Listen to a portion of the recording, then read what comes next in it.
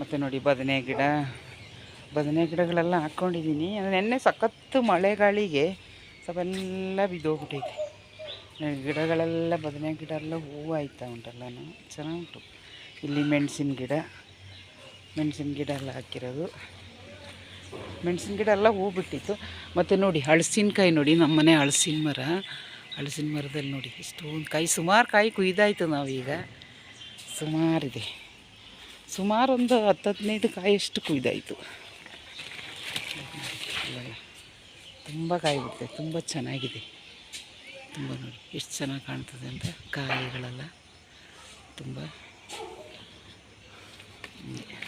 ದಾಸವಾಳ.